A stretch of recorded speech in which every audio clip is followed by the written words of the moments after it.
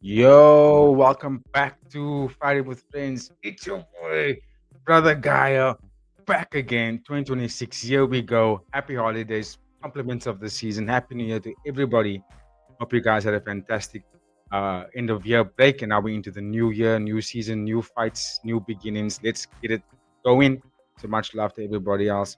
And I would we've taken some time before we started the program for 2026. I normally like to only start officially getting into work mode after my birthday, which is the 14th of January. So I kind of wait until that day is finished, and then I go full swing into um, into work mode. So we're back at it again. Like I said, hope you guys are all good. Today we're going to be doing our preview, our first preview of the year for One Friday Fights 138, which will be live this Friday, the 16th of January at 1:30 South African time. So we're starting an hour earlier than usual, or hour earlier than what we did the last couple of years. So that's good news. That means obviously early start, early finish. I'm looking forward to that. And also bang of a card start of the year. I'm not gonna lie, it's a stacked card. Even with the debut fighters as well. I thought there were some good matchups there. The one championship was put together, and I'm quite stoked for what we're gonna see this week, or at least tomorrow. So I'm looking forward to that. But yeah, hope you guys are all doing good. So let's get straight into it. What I will do also is give you guys my parlay picks, but I'll only do that at the end of the preview. So stick around. We will get to the end of the episode and we will talk about my picks for this Friday Fights card, and break them down as to why I go through with those picks. And then also going into next week, we're going to be doing, I think it's a triple fight card week. So we'll have one Friday Fights, we'll have the fight night, and then we'll also have the UFC. So that's three fight cards next week, three lives. It's going to be a banger. Starting the year off right. But without further ado, boys, ladies, and gentlemen, let's get straight into it. I'm going to bring up the fight card on screen, and then we're going to run through this fight card nice and smoothly. And then, like I said, I'll give you guys my picks at the end of the fight cards. Okay, cool. Main event, banger main event. Just want to quickly my audio is correct. Yeah, there we go. Banger of a main event. If you look at this main event, we have Pompet taking on Decho, and I say it's a banger because it's highly talented athletes, in particular. And I know Decho hasn't had like the most decorated career. I mean, he's only 22 years old, but he's fought some top name. He's fought two fighters only in one championship, but two really top names if you think about it. Let me give you some numbers before I break down the X's and O's for this fight and tell you who I think is going to win. Pompet, he is 27 years old. His record in one championship is 7 wins, 4 losses, 0 no contest, 2 wins by KO, 2 wins by TKO. He's on a 2-fight win streak, beating Gregory Tom by second round TKO in his last fight. Beautiful TKO. We had basically 3 right hands that Gregor wasn't able to respond to. Deco, on the other hand, 22 years old. His record in one championship is 3 wins, 1 loss, in no contest. He beat Surianlek by unanimous decision in his last fight.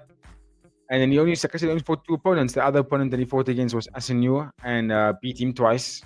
So he hasn't really got the privilege of fighting various opponents to learn different things or take on different styles, right? He's fought against 2 fighters. Same, basically repetitive fights. If you think about his last 4 fights, it all has been exactly the same all the time. Or the one fight where he lost against Surianlek. And also the second fight against Surianlek was very close in my opinion. You could easily have given it to Surianlek as well, but they gave it to Deco, which would set up a third fight. I'm sure they will see each other again. But okay, what do we get here? What do we have here in this fight? I'm gonna say this now, and I feel like this fight is kind of a mirror match.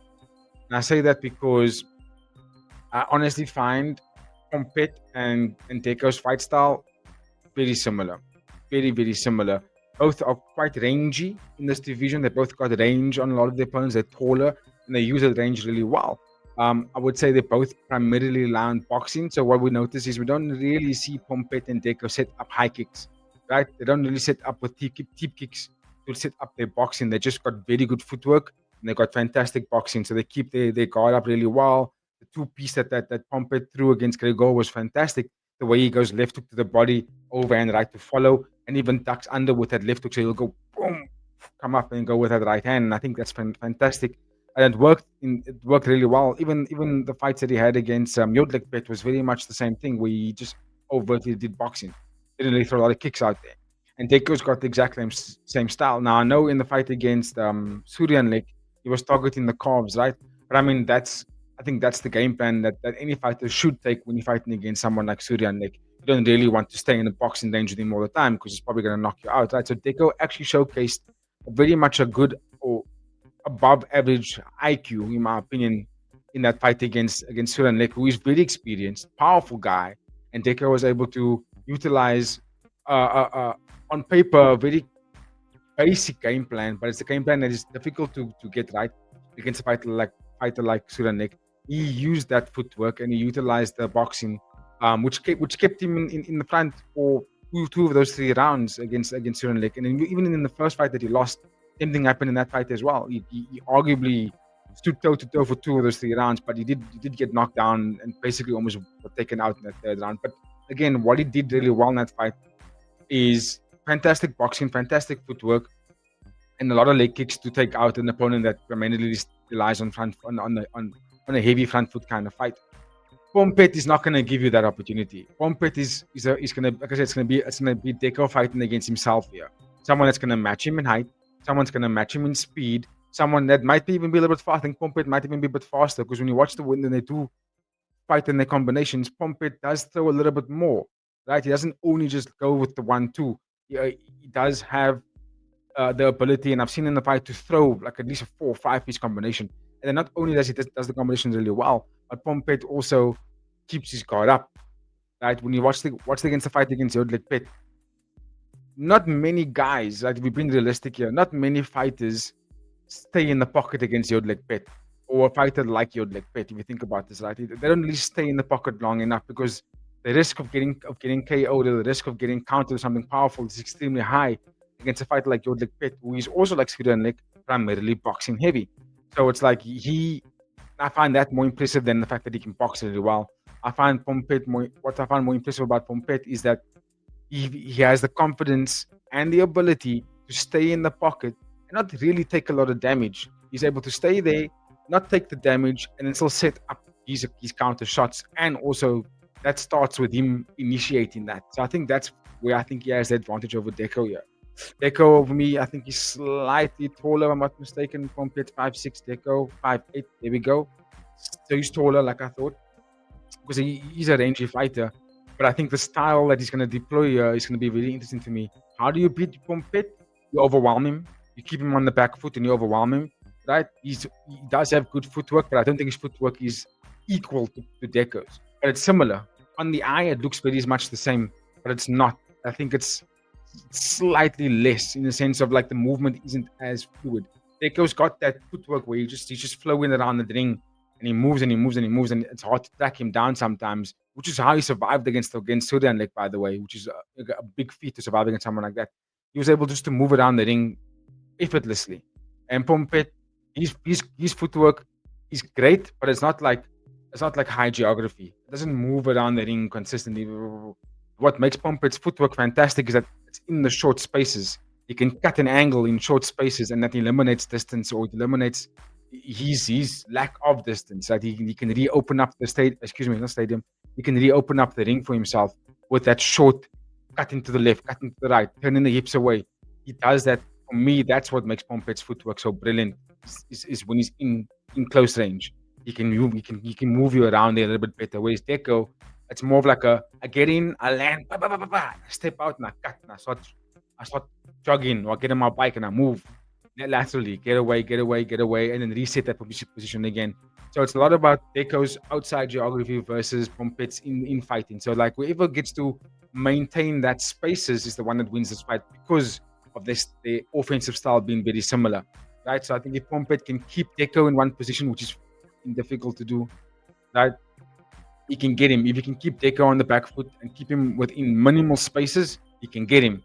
But if Deco gets the freedom or Pompet allows him the space to be able to stick and move, I think it's going to be a long night for Pompet.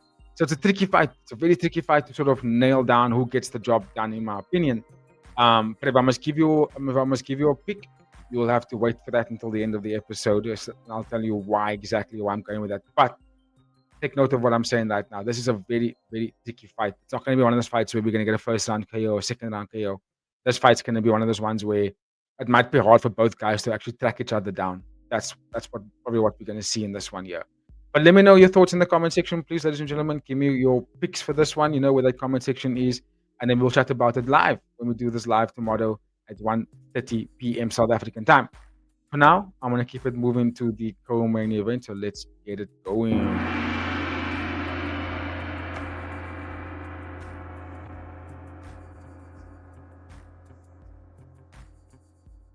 Okay, up next we have another. No, excuse me. This is strawweight Muay Thai, not flyweight Muay Thai. I say another. I meant to say like another. Just a wild fight. This is going to be explosive. Someone's going to sleep in this fight. I'll be very surprised if this fight goes to decision because Chat Payak is a KO machine, bonus winning machine. Ayad Al Badr, topsy turvy kind of career in one championship, but dude, he has like showed me enough in the fight. So I was like, this guy can actually, with good patience, he can get to the top. I don't know about championship level, but I think he can become ranked at least in my opinion. He's got the stuff, especially taking out his opponent that he did in his last fight, who I thought he was going to lose to. Because I thought Pet Lumpinee is light years ahead of him. Proved me wrong. But yeah, let's go through some numbers and then we can talk about some of the X's and O's, right? So yeah, Chat Payak. 27 years old. His record in one championship is 8 wins, 1 loss, 0 no contest, 5 wins by KO. He beat Samara Kasinov by. Is it Samara? Excuse me. I think I might be saying that name incorrect. Chat Payak.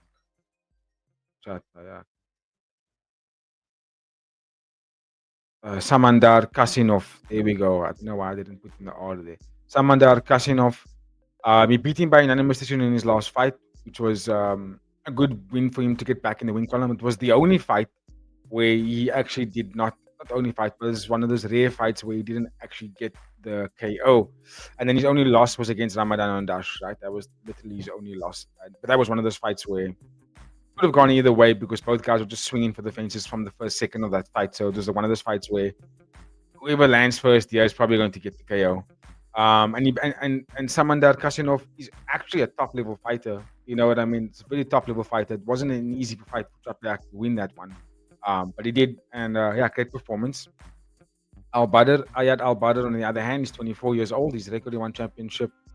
He's 3 wins, 2 losses, 0 no contest. He's got 2 wins by KO, 3-fight win streak, and he beat, like I said, Pet Lumpinee by first round KO. Left straight feint. He didn't actually commit with it. He just threw the left straight, painted the right hand with his shoulder, but then just threw a high kick instead. And finished Pet Lumpinee right. I think he tested that high kick earlier in the fight as well, earlier in that first round. But when he did throw it the second time, it was lights out. And that I thought was super impressive considering that it's Pet Lumpinee, guys. It's like, this is a sniper. It's an elite fighter. Pet Lumpinee is not someone that's new to this. You know, he's been around the block, right? So I thought that was a very impressive performance from him. So let's talk about some X's and O's here. Ayad Al Badr, on the other hand, I didn't give him some of his stats. He's 24 years old, 3 wins, 2 losses in one. 2 wins by KO. 3. I did talk about Pet Lumpinee, but his 3-fight win streak is what I didn't talk about that. And Noah Pet is one of the guys that he beat as well in that win streak. He lost to TI and he lost to Elias Ghazali. So yeah, who's Elias Ghazali, by the way? I haven't seen him fight in a while. Would love to see him come back. So yeah, 3-fight win streak in 2025. So that's very impressive, and I think that's worthy of an opponent against Chat Payak, who's basically very close to getting the contract. If we think about it, like he's right there. Right, he's I think a good win over Al Badr here. It's right there. So in my opinion, this fight's gonna go to a finish. I don't think it's gonna go all the way. Someone's gonna get KO'd purely because both guys go for the finish, right? And I'd say for the some parts, Ayad Al Badr can play a bit of the safe game where he can taper it back a little bit and not really rush too much and put himself in danger, right? And that can sometimes end up in a boring fight, but sometimes it's wise in a fight against someone like Chat Payak, who you know what he's going to do. He's not necessarily going to fly and fight for decision. He's going to walk you down in that southpaw stance, and he's going to throw his best weapons at you all the time, every second. I've never seen a fight of Chat Payak, where he's just trying to manage this time, manage the clock, and piece you up with some jabs and throw a tip kick, piece up a jab, low kick, get out of the way, left straight, high kick, get out of. He's not that kind of guy.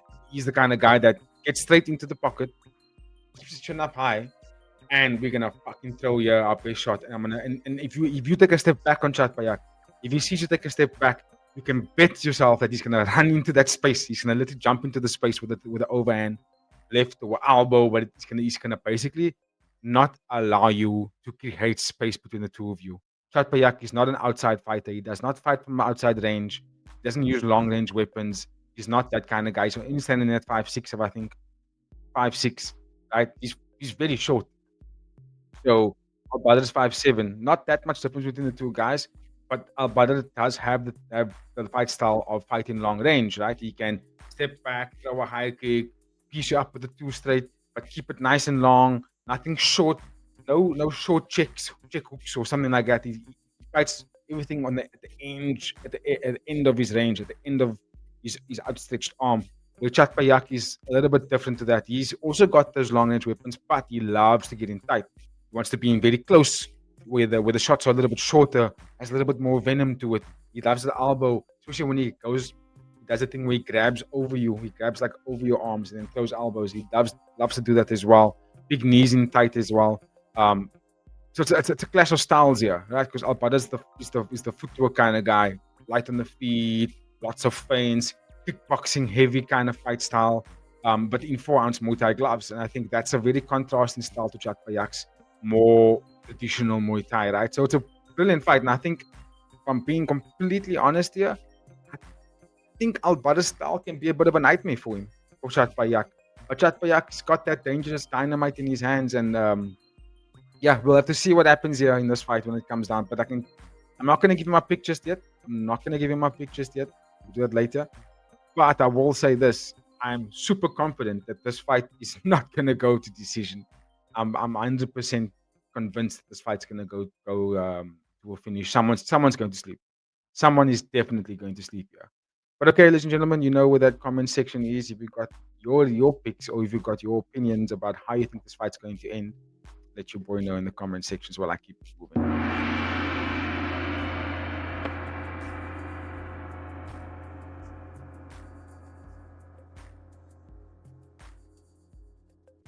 Okay, up next then with the strawweight Muay Thai, we have a rematch, which was a mad fight last year. If you haven't seen this fight, go watch it back. Crazy, just crazy kind of fight. Tong Lampun taking on Ko Tao. And if you haven't seen, like I said, that first fight was one of those fights where Tong Lampung, if he did not get the knockdown in the first round, in my opinion, he probably lost the fight. He would have lost the fight. Like easily, would have lost the fight. Because what this fight was, it was Tong Lampun being powerful.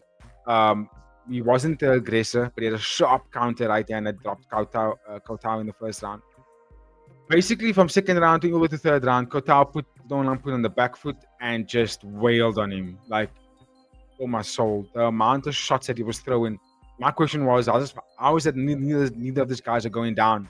They were just throwing haymaker after haymaker, and it was just biting down on that mouthpiece. Reckless abandonment. Don't give a shit about how you're going to get punched. I'm just going to stand in front of you and we're going to throw things. And Tong Lampun also had a poor defense, not really getting out of the way. He just took up the high guard back against the ropes and just weaving in, wobbing, and weaving and bobbing, whatever the fucking terms are, and just wailed back, but didn't really land that much. Watching it back for the second time, he didn't really land that consistently by doing that. But he won the fight by doing that because even though he didn't land that much, Ko Tao also didn't land that much. He was swinging more, throwing a lot more punches, but because Tong Lampun was moving so much, a lot of it was getting, missing the target. And then when Tong Lampun would throw something to counter, he would land. It would actually land. But both guys, for the most part, were swinging, and it wasn't really doing much to either guy because they both were missing the target quite a bit. But it made for a rock'em sock'em kind of fight. It made for a fight that made the fans lose their shit. Commentators didn't know how to even commentate on that fight. It was just wildness all the way. wildness personified, and I think we're gonna get the same thing here. It's gonna be one of those fights where it's gonna be just a brawl. Both guys abandoned their technique. They both didn't throw many kicks. It was just straight up into the pocket, and we're gonna swing here. And basically, like Max Holloway does, like goes down to the ground and mouthpiece, and we're just gonna start throwing. And that's what they did. And Tong Rapun came out on top. And I really think we're gonna have the same fight. I don't think these fighters have it in them to be a little bit more strategic, a little bit more sophisticated with their approach. I think both guys are extremely durable, extremely powerful, and they rely on that because that's their attributes. That's what they have over a lot of guys, right? They pretty stacked in the division, which is not really all a lot of out muscular dudes other than the Undash brothers, right? And they fucking durable, both guys. They can take a shot. So they both rely on the attributes of being like physically more superior than the opponents in terms of like their body types. But I think fight style wise, I think other fighters in this division are light years ahead of them in terms of like knowing the fight game. So this fight's going to be a back and forth in my opinion. I think it's going to be a rock'em sock'em again, and I'll give my picks again at the end of the fight card, at the end of this preview. But this is going to be a one that could easily steal fight of the night, just because if it was anything like their first fight, this is going to be fight of the night for me. Just wildness personified again, like I said. But give me your thoughts in the comment section. Please, we'll keep it moving.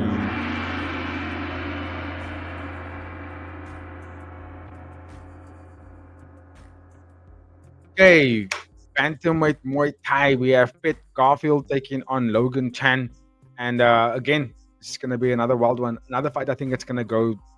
It's not gonna go to decision. I think someone's gonna get KO'd here. Pitt Garfield, 23 years old. His record in one championship is 2 wins, 2 losses, 0 no contests. He's got 2 fight losing streak. He lost to Sonasen by first round TKO in his last fight. I think that was what year was that? Was that last year? Pitt Garfield. It was 2024. So that was the last time we saw him fight in one championship. It was 2024. Fight before that, he had another loss against Pacquiao, which was August 2024, August 16th. That was an unanimous decision. So, yeah, a little bit of inactivity. We know what that means. It leaves a question mark. Is this fighter going to be the same again? Logan Chan burst into the scene last year, 22 years old. His record in one championship is 2 wins, 0 losses, 0 no contests. That 2 wins came by a KO. And he beat Saxri, just, and he beat Chama as well before that. Just bullying these guys. Powerful, big, lengthy, strong, great boxing, great kickboxing. And I like that the fight against Saxri went to 2 rounds, not the first round. So I wanted to see that. When he beat Chama, that was the first round KO, and I thought that was a bit of a mismatch because Chama was significantly smaller than him. I was just like, I don't know if this fight's actually fair. And then he fought against Saxri, who was a slightly bigger opponent. And then it went to 2 rounds, which I wanted to see. I wanted to see Logan Chan. What does he look like after the first win, right? I want to see what does he perform like once he gets the second win, once he has gone through, a round or second round. Like, what does Logan Chan look then? You know what I mean? Because I thought when he burst into the scene, I was like, too powerful, too aggressive, small opponent. I'm going to take it with a pinch of salt. And then I was a little bit more impressed with the second performance. Pitt Garfield hasn't fought in 2 years, so that kind of leaves me going, I kind of forgot about you a little bit, So let's see how it goes. But Logan Chan, if he fights anything like he has in these 2 fights, you can see him beating Pitt Garfield with a massive KO again. And Pitt Garfield, and this is also a fair game in terms of size. I think they're basically the same height. But Logan Chan is a massive bantamweight, guys. Let's be honest here. He's a massive 155er. He could easily make a 155 easily, and his style is quite brilliant. I like what I saw in that 2 fight. So let's see what happens there. I think Pitt Garfield, I can't really remember too much about what his style is like in particular. So we'll have to see. We'll have to see what it looks like on Friday. We'll have to see. I will give you my pick for this one because I kind of spoiled it there already. But I got Logan Chan for the win here, guys. Straight up, I got Logan Chan for the win. I think he's one of those talented fighters where, in due time, you're gonna see him make big waves. Big waves. Look, he's in a division that is freakishly intense, right? The bantamweight Muay Thai division is just anyone can beat anyone there. Anyone is just murderous row when it comes to that top echelon of that division. So, so I say in due time, Logan Chan will definitely enter that top part of the division, in my opinion. But okay, we're gonna keep it moving. While I do that, you guys let me know in the comment section about who you think wins that fight between Pet Garfield and Logan Chan. Let's go.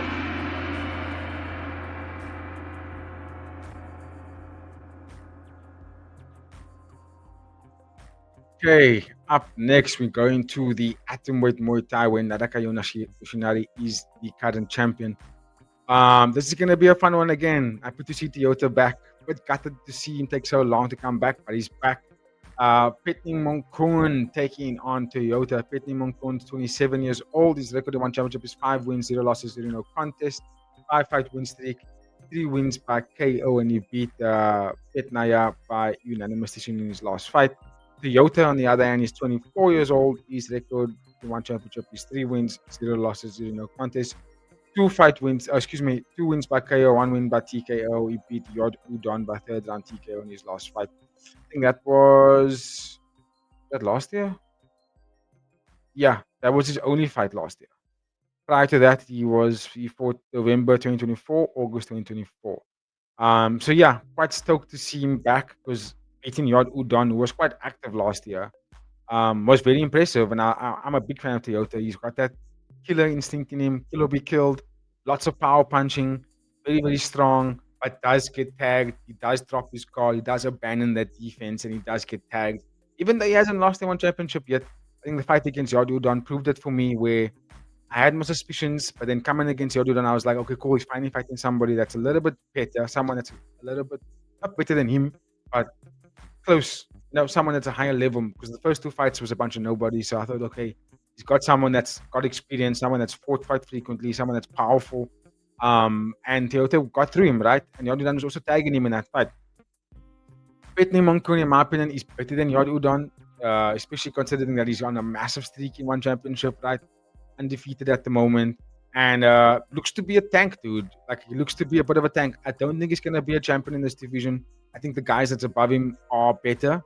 And also, if you think about the new guys coming into the division, like Sandro Bossi, for example, the Pitch brothers, I think there's talent here that's going to put him to the test. But now, I think experience-wise, Petting Monkon is powerful, he's durable, he's got good boxing. Doesn't take too long to get going. He gets going. He's got a fantastic IQ. Defensively, one of the most sound fighters in the division because he doesn't really get tagged that much. He's got a good ability to actually like roll with opponents' punches. So I think it's a kind of fight style where you would think Petni Monkun on paper should win. Older, powerful, durable, defensively better. He should be winning the fight, right? But Toyota's the kind of guy that there's a saying that goes in football where no matter how good one team is, when it comes to derbies, all that gets thrown away. You know what I mean? All of that gets tossed out the window, and the game is just dependent on that one game, right? Anything can happen at one game. And this is that kind of fight where, on paper, it's not really a derby, but on paper, Petni Monkun should just walk through Toyota here. But Toyota is the kind of fighter that doesn't allow the fights to go as smooth as you want it to go because of his style. It's more like a street fight, Muay Thai kind of style, right? Where it's just going to be ugly. It's just going to be a fight where you need to prepare for clinching, elbows, aggressiveness. You might have to be on the back foot a couple of times where you don't want to be because that's what Toyota fights. But what you can count on is that Toyota doesn't really rely on defense. It's front foot all the time. Go, go, go, go, go, go, go. And that can be difficult to fight against, but also there will always be targets presented because of that fight style. That's why I think Petni Monkun could actually catch him. Crazy fight. Happy to see Toyota back. The one thing I'm a little bit concerned about Toyota is the inactivity. I'm not too sure the reason why he only had one fight in 2025. But that's not a good thing in my opinion. Or at least one fight in one championship. He could have fought in other organizations outside of one championship because he's not contracted yet. But from what I watched last year, I've only seen him perform once. That can be a bit of a concern for me. But let's see what happens. Let's see what happens in this fight, guys. I'm going to keep it moving to the next one while you let me know who got the win here in this one. Let's go.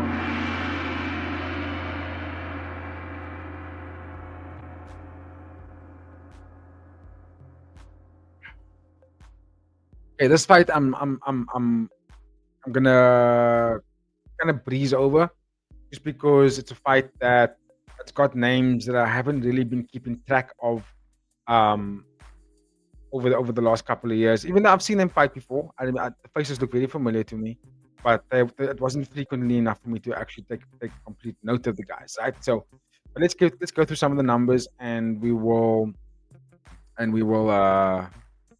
give you some X's and O's, and I will give you my pick for this one as well. So, flyweight Muay Thai, Tahanak, Tahanak taking on Kun Pon, nice and young, not the other Kun Pon, but young fighter. He had a good 2025. Quite impressed with what I've seen.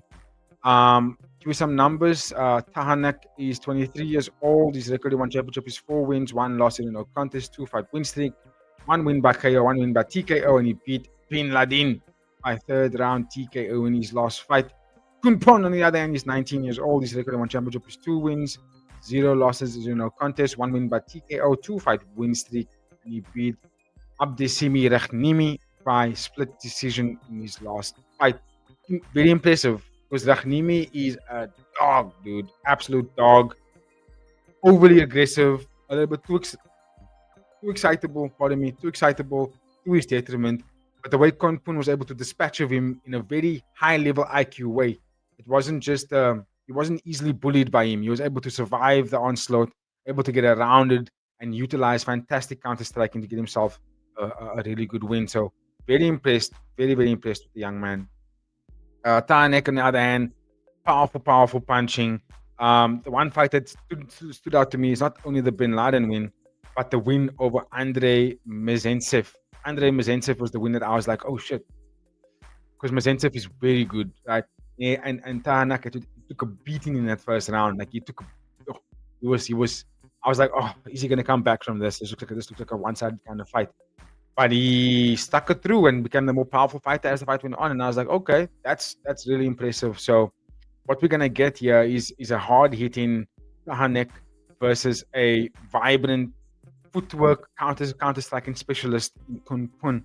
So it's like, you got the just this big barrage of muscle from Tahanek taking on the young, slick, sharp striker in the Kun Pun. And if I must give you a win for the pick for this one, I'll probably go with Kun Pun. Not only because he's got, not because he's a more young and vibrant fighter. He's only 19 years old, right? And you know how I feel about that. I always feel that when I see a teenager going up a grown man, I go, ugh. But the gap isn't that massive between the two guys, and also the fight style of Kun Pun keeps him safe, right? It keeps him safe because he doesn't really get tagged. He's always moving away, so it keeps him safe. So I think he should be able to survive the power of Tahanak. But if he gets tagged, and this is like for me the big trump card here, the big game changer. Tahanak is older body, it's a little bit more conditioned, it's stronger. So I think if he can take the shots from Kun Pun. But I don't know if Kun Pon can take the shots from Tahanak. That's the big difference here. I think if Tahanak is going to land something on him significant, I think that could be the end of the fight. I think that could be the beginning of the end of the fight for me. So that's the big thing, the big factor in this fight. If it goes to the decision, I got Kun Pon for the win. I think he can go all the way pretty easily without really taking any damage. But if Tahanak does find a way to actually walk him down, he's the bigger fighter as well. So I think if he does able to close the distance and stay there, Tahanak gets the win. He gets the job done there. But let's go. Let's see what happens for that fight. Very excited about this fight card, by the way. Let's keep it moving.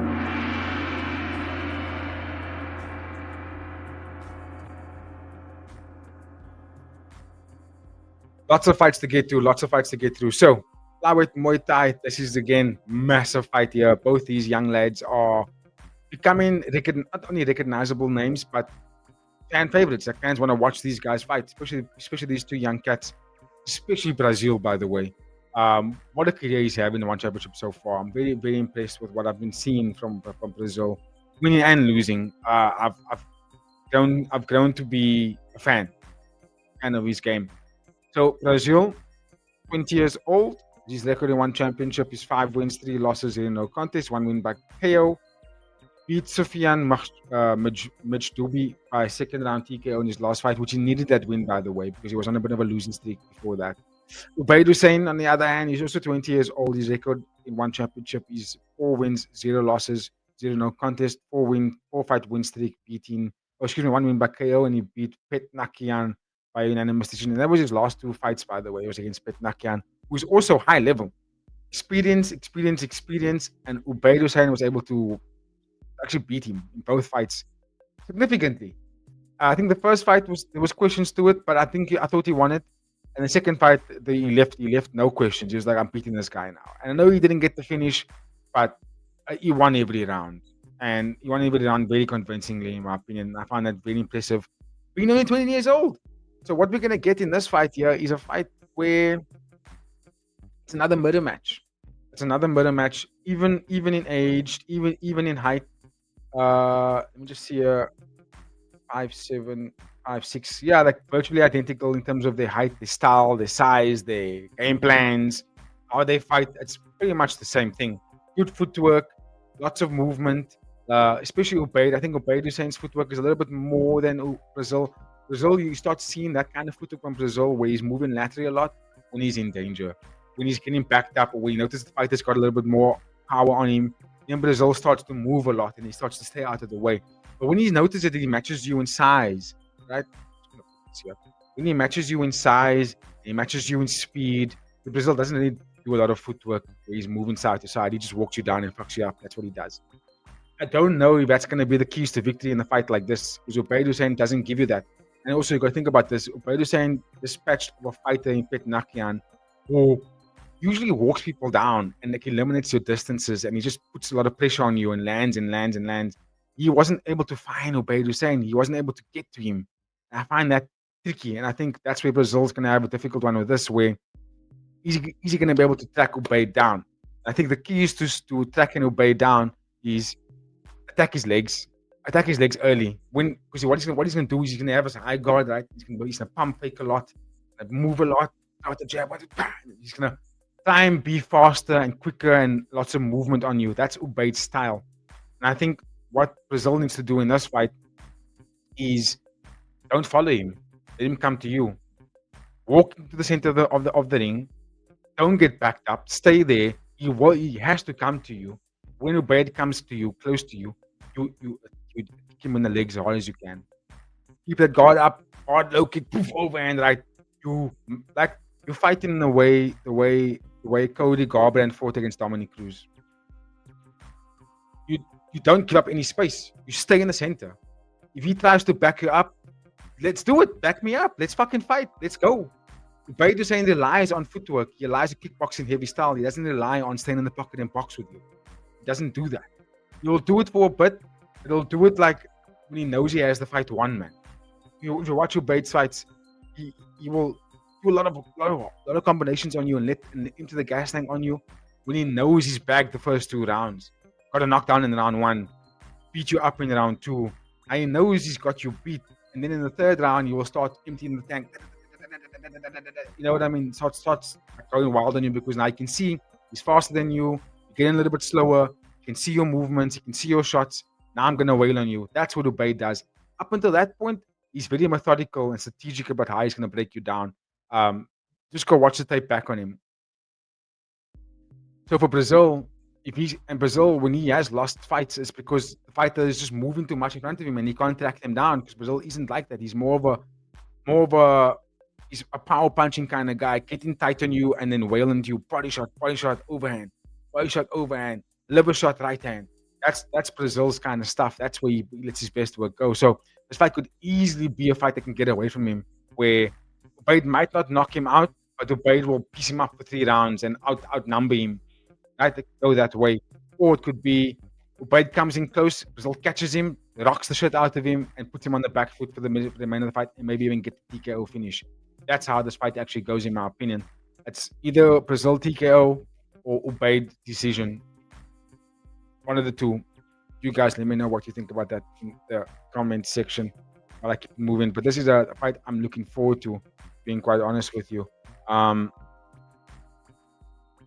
to me to choose a winner. Because My favoritism is going towards Brazil because I'm a fan, big fan. But I also genuinely like the way Ubaid fights. I like his cockiness as well. I like this confidence that he carries him with. He's not confident in disrespecting someone else. He's confident in the belief in himself. I like that.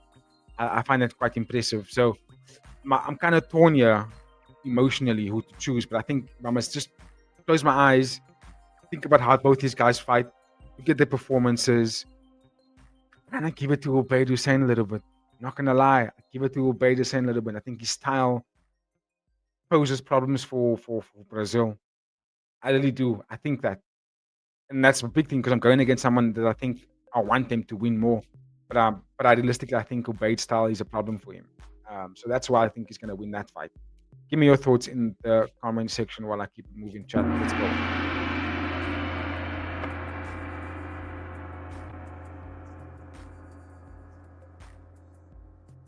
Okay, atomweight Muay Thai, here we go. 15 making some big noise in his last couple of fights, especially in the social media world.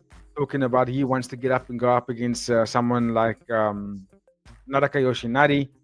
Look, I think he's got to get through a couple of more fights before he gets there. In my opinion, I think a win over Muhammad Ridu doesn't get you a title shot. I think win over Muhammad Ridu can maybe give you a fight against someone like Ti or Song Chanoi. You can go up there. You know what I mean? You can call out top five guys, but I don't know if you can get a title fight in my opinion. He's gonna have to do a little bit more.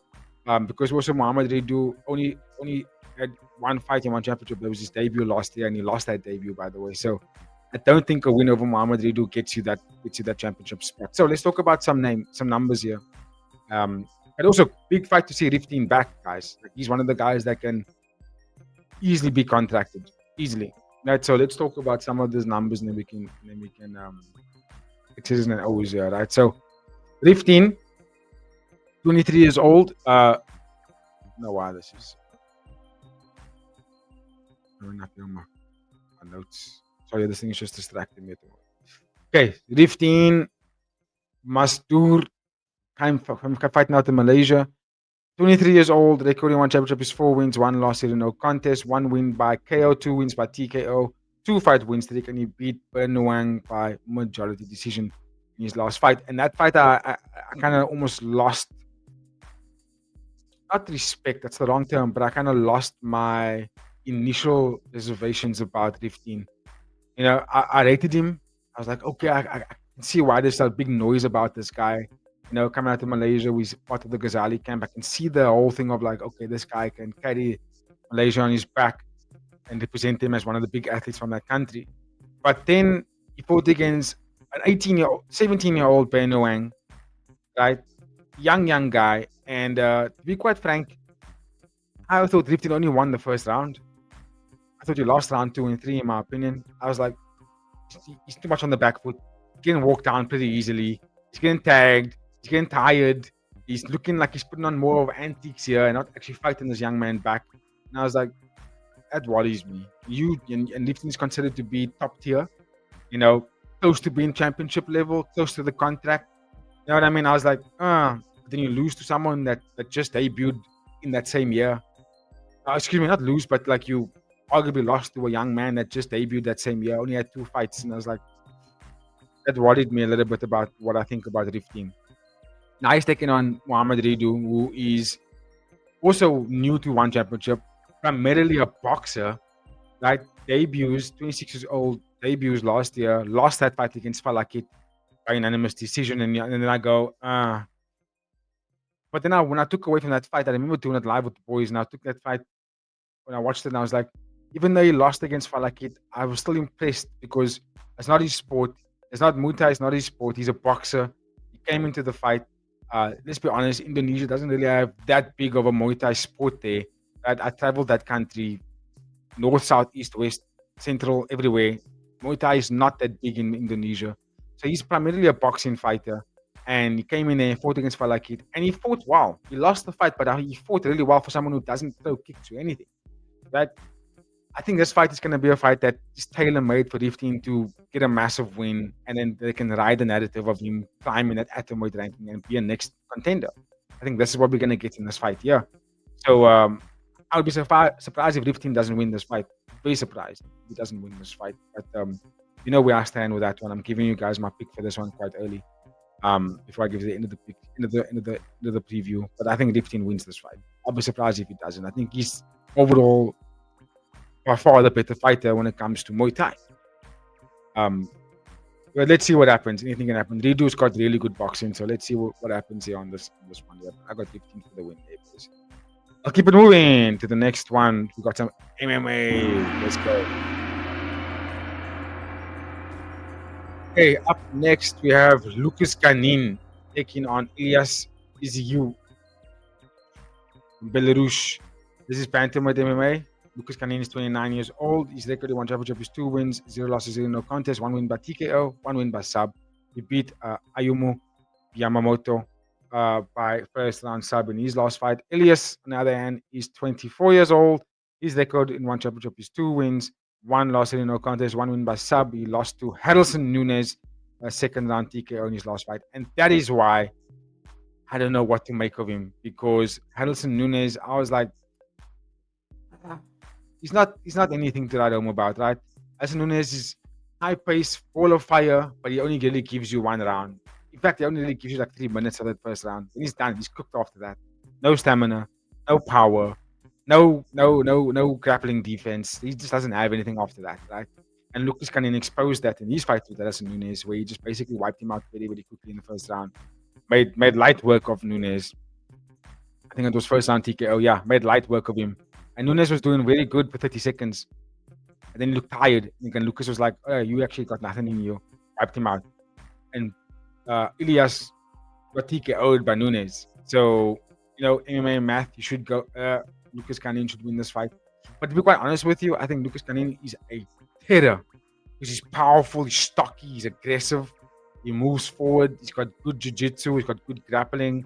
His boxing is insane. He's got power in the hands. When he does land on you, you don't want to get touched by him because you'll lights out. You'll get KO'd.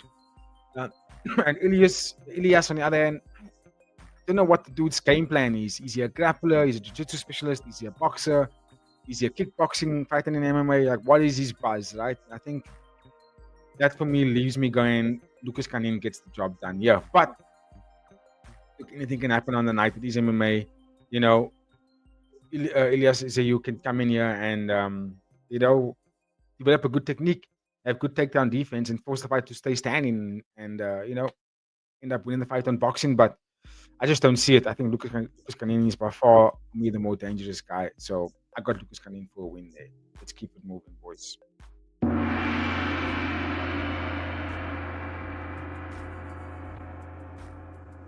Right, up next we've got a debut fighter, but I don't think he actually debuted because I remember the face. Xing Yang.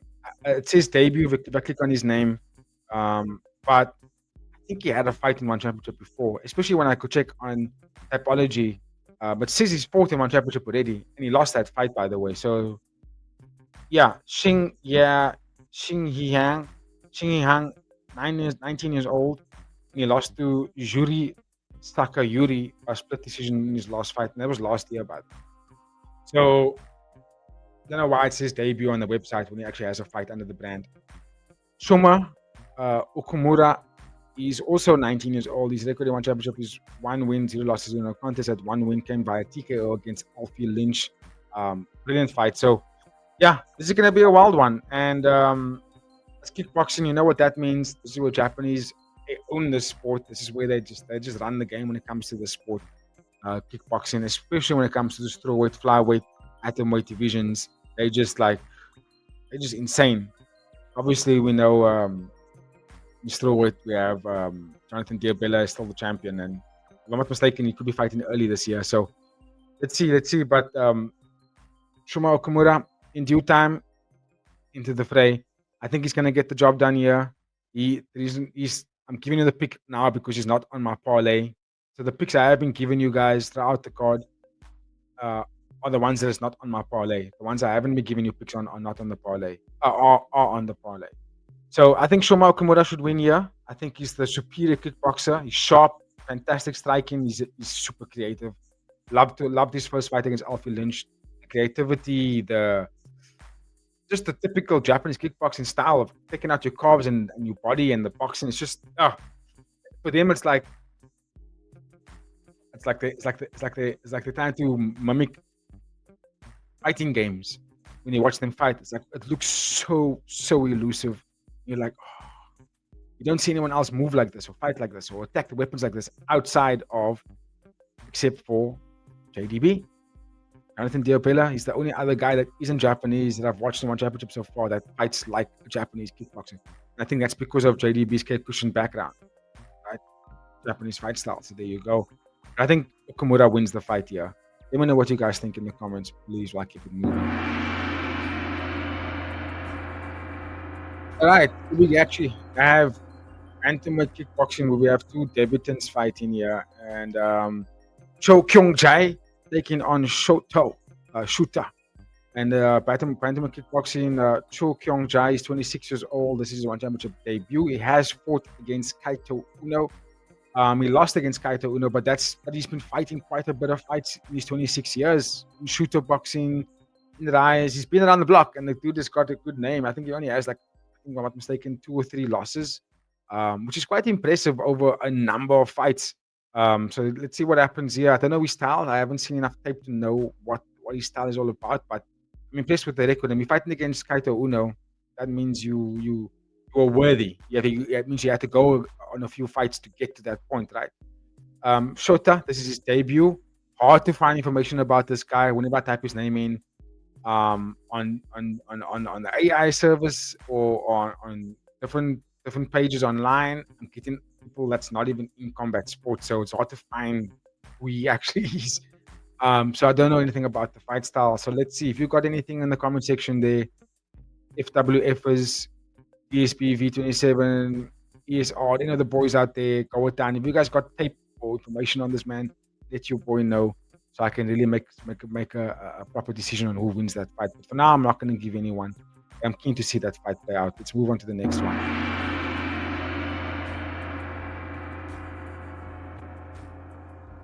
Now, this fight's going to be crazy. So we have Diogo Miguel Silva taking on Kazuteru Yamazaki. This is going to be wild because of the caliber of fighters we have here on display. Miguel Silva, on the other, he's 24 years old. This is his one championship debut, but he is a champion. ISK European champion multiple times, Waco Pro champion, coming out to Cape Verde. And this guy's like been knocking people out, been fighting really well, held multiple titles. And at 24 years old, that's very impressive, right? So looking forward to seeing this debut because he's taking on a brilliant adversary in Kazuteru Yamazaki. 26 years old, record one championship. He's 1 win, 0 loss in a contest. He beat Abdel Hamid Talbi by unanimous decision in his last fight. And I was very impressed with that performance because Abdel Hamid was just throwing haymaker after haymaker in that fight, posed big threats. And Yamazaki was just able to weather that storm and get right through it and piece him up. Brilliant offense, good display of weapons, good display of target choices, fantastic defense at the same time because Talbi was throwing big shots at Yamazaki and he was able to just stay there and take them and move forward and land his big stuff. Look, I think Kazuteru is going to take on a good opponent in Diego. The biggest thing about Diego for me in this fight here is it's under the lights. It's a different stage, it's a global stage. And it's kickboxing, not for answers. It's kickboxing, which is what he knows. But how is he going to manage the gas tank in a fight where Yamazaki just doesn't slow down, right? Wild fight. I expect Diogo to win, but Yamazaki Kazuteru is just beast. And what I saw in that fight against Abdel Hamid was someone that knows how to navigate 3 rounds. That's what was one thing. Every round he upped the ante for me. I find that quite impressive. That means he knows how to manage his gas tank and he gets better over the rounds. And that is a weapon. It's a big weapon. So let's see what happens here. I don't know. I don't have a pick. I really don't have a pick, but I expect a bit of a firework kind of fight here. So let's go. Keeping it moving to the last 2 fights. Let's go.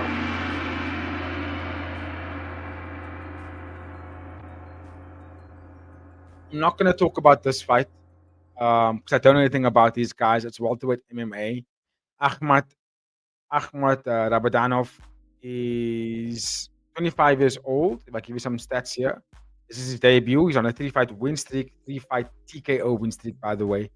Diaz Otogen from Kazakhstan, 26 years old, one championship debut. Again, not familiar about this guy, but let's see what happens here. This could easily be a full-out grappling exchange, or it could be a fight where these guys box because they're both grappling heavy kind of fighters, so they end up boxing each other. Even though Ahmad has gotten 3-fight TKOs in his last fight,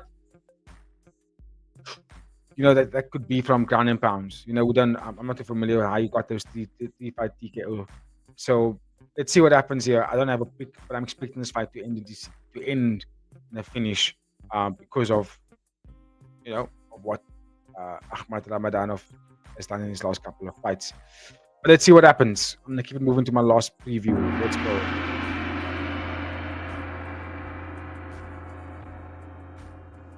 Okay, flyweight kickboxing. We have Anwar Cisneros taking on Shun Shiraishi. What can I say? This could be a fight where Cisneros utilizes his range, or Shiraishi just being typical Japanese kickboxing heavy and beats the shit out of him, right? So, give you some numbers. Anwar Cisneros is 25 years old. His record in one championship is 1 win, 0 losses, 0 no contest. He beat Walid Sakhraji by unanimous decision in his last fight. Shun Shiraishi is 24 years old. His one championship debut, but he has fought consistently in Rise kickboxing with a record of 6 wins, 2 losses. Anwar Cisneros is primarily a boxer, by the way. So this is only his second fight in kickboxing. He's just been a boxer from Mexico, and you know what that means. These guys can box, right? And that's what he displayed in the fight against Walid Sakhraji, who had good experience in that fight and bigger and more muscular, but no defense, no boxing defense. And Anwar Cisneros displayed good boxing, which means he had very good footwork. Doesn't really kick, but his footwork of boxing, his jab, his hooks from the outside and from the inside and on the back foot is just phenomenal. And I think that can be a weapon that can really put and disrupt Shun Shiraishi, who is obviously Japanese kickboxing heavy. So he should win this fight because it's his discipline and he should be the one that comes out on top here. But I was very impressed with what I saw from Anwar Cisneros. I think when I look at Japanese kickboxing, we don't really see Mexican boxing styles in Japanese kickboxing. So it's going to be a style that Shun Shiraishi hasn't probably fought against yet. So let's see. That might pose big threats for him and also height discrepancies, right? So Shun is 5'6", and Anwar is not giving me his height here, but I know he's tall. I remember what he looked like when he fought against Walid. He was also a tall fighter, and I was taller than him, so and used the range better than him. So, yeah, tricky fight to win. But if I must give a pick here, I'd probably go with Anwar Cisneros, which is mad because I don't really pick against Japanese kickboxers when they're fighting in one. But Anwar's fight style was brilliant, and the game plan was brilliant. The experience is brilliant, and I think the boxing and the range with that jab that he throws, it's gonna put Shiraishi off. Shiraishi, if he comes in there and throws tips and throws the calf kicks the way Takeru them do, you know what that means, right? Could be the end for Anwar because Anwar doesn't have the greatest leg kick defense. You can't take him out with the leg kick. So let's see what happens here. Big fight card, lots of amazing fights in this fight card. So now, before I conclude the episode, let's just talk about, and I'm going to put myself on screen now. Let's talk about my picks for this fight card, right? So I'm going to bring the parlay on screen now, and we're going to run through some of them. So parlay 1, here we go. You can see on screen, Pompet, Chatpayak, Kotao, Logan Chan, and Rifdin Mansour. And this is the reason why. So let's start on top.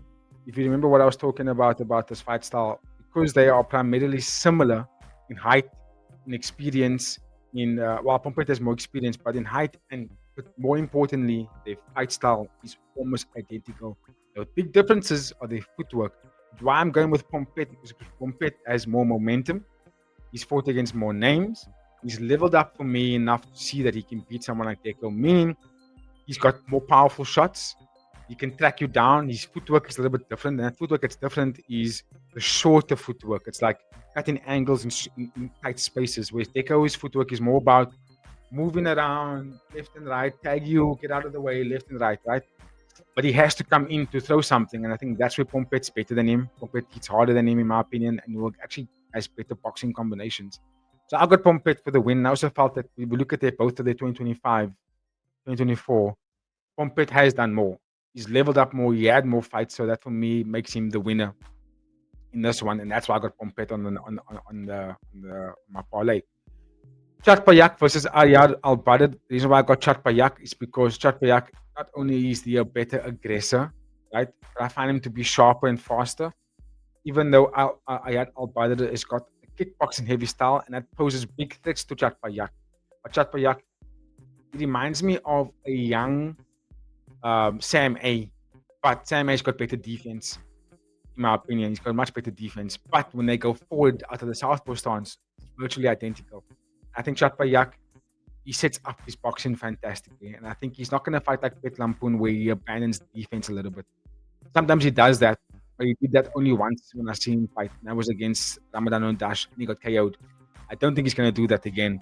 I think if you look at Al Badr throws high kicks, sets him up really well. But Chatpayak eliminates distances, man. He doesn't fight on the outside. He eliminates distances.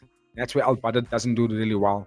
Al Badr loves to be on the outside and work, dance, and paint, and that's what he does really well. And I think Chatpayak closes that distance better than anyone you will see, and he puts the hurt on you. And I think that's where he's going to get the job done. Inside fighting, close the distance, land good elbows, and maybe a left straight gets the KO for him. Chatpayak for the win. Then also on the parlay, Kotao, I got him there, even though he lost against Tong Lampoon. I thought he won 2 of the 3 rounds in that first fight. Outside of getting knocked down, I thought he won the rounds. Put Tong Lampoon in the back foot, hurt him, made him fight backwards, made him fight basically on the back foot. Couldn't cut any angles. He was stuck in mud, and Kotao just pieced him up the whole time. Even though both guys were missing the target because of the style of fight, Kotao still showed me that he was more durable, showed me that he had more power. If he had landed more shots, I think he would have gotten Tong Lampoon out of there. And also the response to the shots, right? The way Tong Lampoon responded to Kotao shots is not the same. Kotao, when he got tagged by Tong Lampoon, he didn't respond by being dizzy and like not to get away. He got tagged, but he walked forward and threw it and landed more of his shots. And when he landed on Tong Lampoon didn't respond. He recovered by going down like this, trying to get away, and like he was getting hurt. And that for me is enough to know that in the second fight, Kotao knows that if he lands on him more, he's more durable than Tong Lampoon. Maybe he doesn't hit as hard, but hits very close and knows that if he tags him, Tong Lampoon runs away from it. He gets hurt. So there's more for Kotao to take away in that loss than Tong Lampoon. I think that's why I got the Kotao for the win there. That's why he's on my parlay. Then we have Pet Garfield versus Logan Chan. Pet Garfield has been inactive for 2 years, whereas Logan Chan came in last year, 2 wins, 2 KOs, big bantamweight, powerful, a little bit like Nico Carrillo, but with a little bit more zest, if you know what that means. Like, both guys are powerful. Carrillo's powerful, but Nico Carrillo relies mainly on his top half of his body, boxing heavy. Right? Whereas Logan Chan is footwork, high kicks, low kicks, punching, he's got it all. So he adds a bit more to the game for me. And so I got Logan Chan for the win because I think he's got the power and the range and the size over Pet Garfield here, even though they're both the same height. But Logan Chan fights with his range better, in my opinion. So that's why I'm picking him. And then Riftin Mansour for the win because I feel like this fight's actually a layup for him. It's a bit of a, you should win this fight because we're marketing you for the year. You know what I mean? Because you're making names on social media, making noise, calling out big names. I think beating Muhammad Ridu would be a tool that they could use to market Riftin. That's why I got Riftin for the win there. So the fight he should be winning. That's my parlay there. And then my second parlay, again, Logan Chan. You know why I said Logan Chan. You know why I've got Riftin. And then we're going to go some spicy picks here. Diego Miguel Silva, because being the champion, being a current champion, massive win streaks, looking fantastic. And I think he might be a style that could put Casetero in trouble. Casetero gets better as the rounds go on, so I'm keen to see what Miguel Silva looks like in the later rounds. But I'm picking him because he's coming in with a lot of credentials. So I've got Riftin. And also Yamazaki, he didn't really get the KO, but he showed me in three rounds that over the fight goes on, he can pick his shots really well and he target weapons. Excuse me, target his opponent in ways where you can't really get him after that. Your legs are cooked, your body's cooked. You're not gonna be able to get him after that, you know. But let's see what Miguel goes. I got big expectations from Miguel here, so let's see what happens there. But these are my parlay there, but I find them to be the champion, guys. And I've also seen the name. I've seen the name on Twitter. People talking about him a lot. I'm like, okay, let's see what he's all about. Lucas Canin for the win. More powerful, bigger, stronger, aggressive. Just a rhinoceros of a human being. Not in fatness, but in just this pure power. If he goes at you, you're just not going to get away, right? And he can tap you out, he can knock you out. He's just very, very, very strong, and that's why I got him for the win there. And then Pitning Monkoon with a win over Toyota, which is a big shout because Toyota is a KO specialist. But Pitning Monkoon is got more experience, he's got more activity. He's fought a lot over the last 2 years, whereas Toyota only fought once over the 2 years, which is a bit concern.